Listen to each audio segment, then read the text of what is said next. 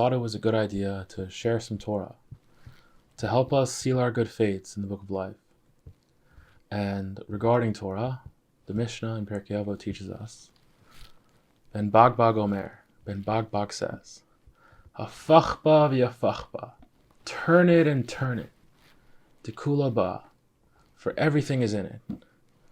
Uba techazeh, look deeply into it. Grow old with it. Let your hair is gray with it. And if you do turn it, if you do look deeply into it, what will you find? She's a tree of life to those who grasp it, and whoever holds on to it is happy. Chacham Kreskas, in his introductory cento to Or Hashem, weaves two verses so beautifully together. Teach me, O Lord, your way. I will walk in your truths.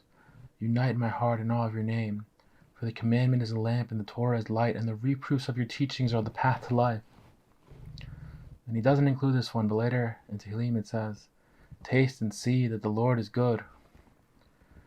If you look throughout Tanakh, if you turn it, nowhere will you find that the nations of the world are described as having some innate hatred towards us.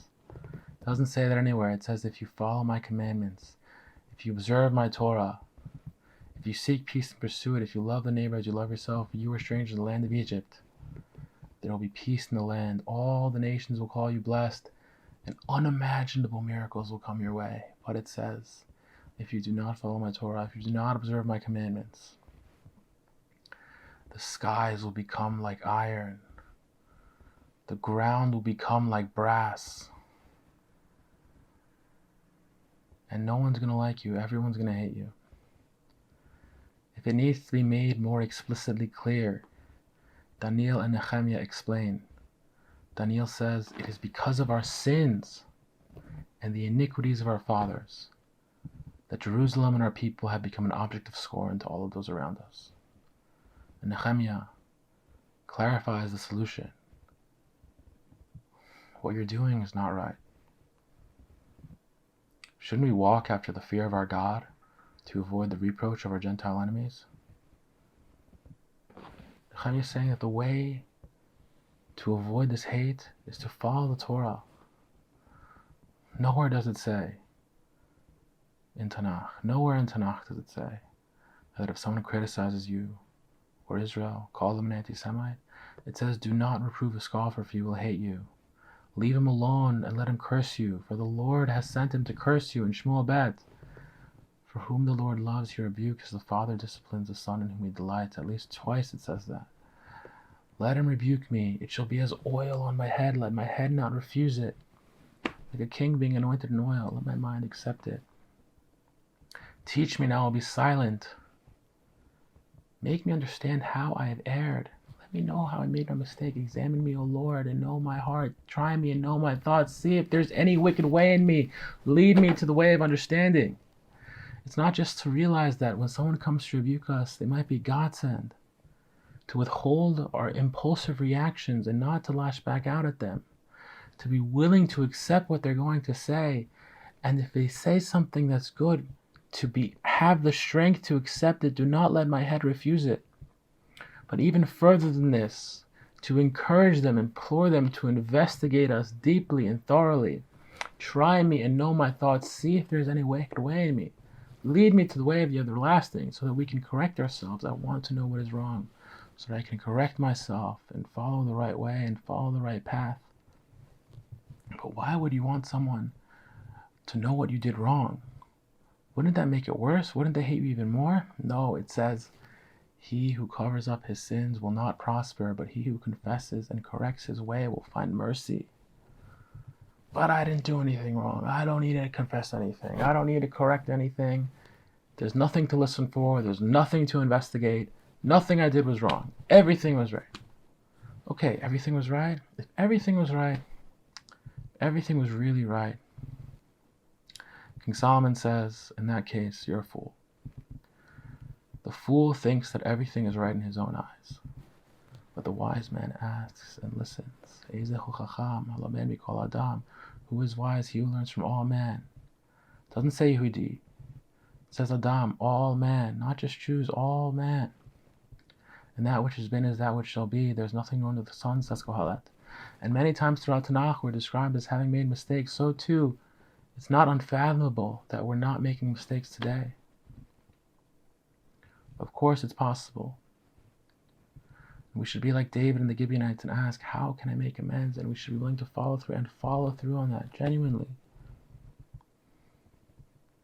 If you want to say that there is some innate hatred that you can find with Jacob and Esau, with the dots in the word, and Rashi in the Midrash, and with Joseph and Potiphar, with the word Ivri in the comments there.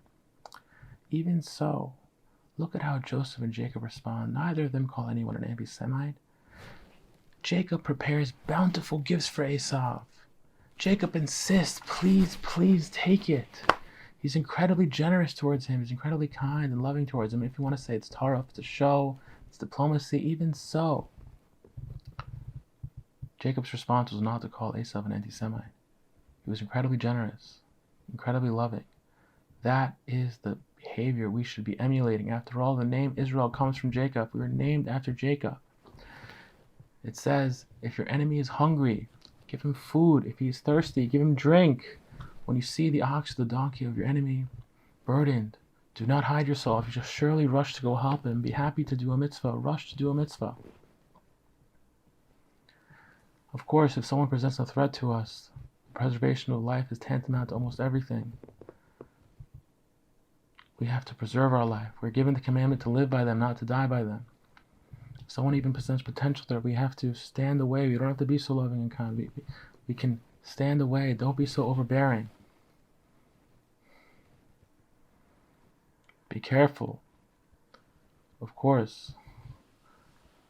But I don't think that most people that are labeled anti-Semites are this type of threat. And if you think that's the case, then Daniel and נחmia provide us the clear solution. It's not to campaign against anti-Semitism, it's to return to the path of God. You should be campaigning for the return of the commandments, that we should follow them. You should follow them. The righteousness of the righteous will not save you. Everyone has to follow them, not just donating to Kollel. You too also have to. It's good to donate to Kollel, but you also have to follow the commands. You cannot forget that. It's very important.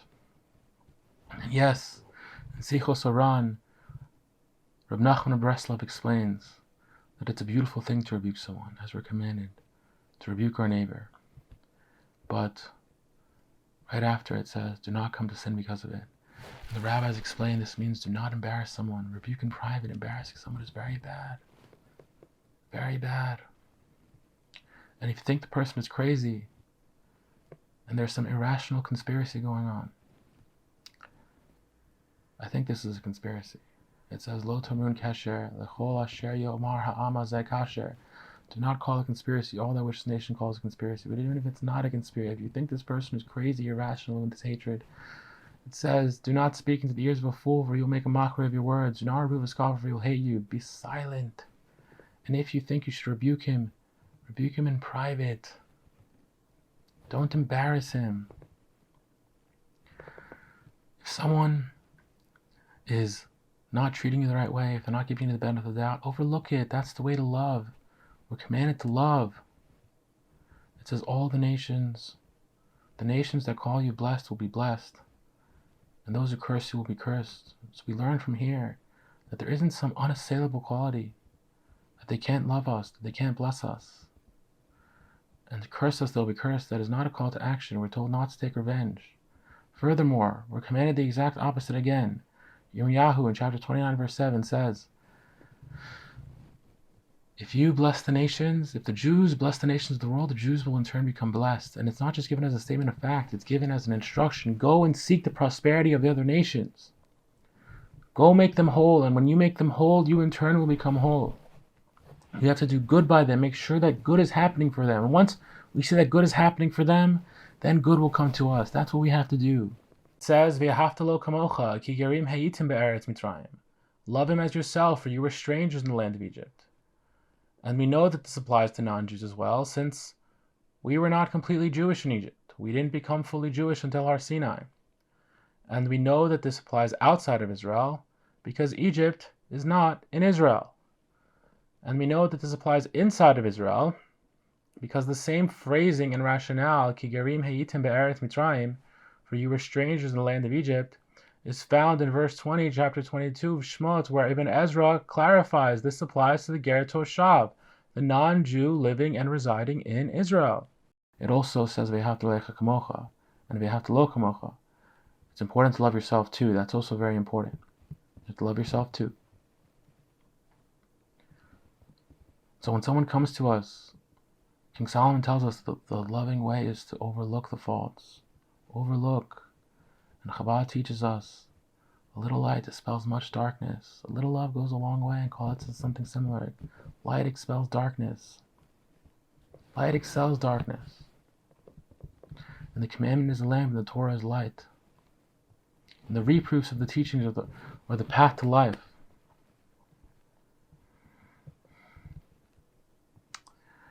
I think this practice of going up to people, videotaping them, nagging them, calling them an anti-Semite, putting it on social media, trying to identify their employer, trying to end their career, trying to deplatform them, debank them. This creates more hatred. This is not the right way. This is not a Kiddush Hashem. This is not the right way. It creates fear. On top of that fear, it pushes those who have genuine criticism towards away from us. If someone has care for us and they want to tell us, look, I think you should be doing this or that, they're afraid. They're afraid of what's going to happen. They're not going to do it. And it's a shame because we lose out on an opportunity to become better. Moreover, it creates heroes out of those who hate us the most, because if everyone fears us, then those who stand up against us are seen as the hero for their courage.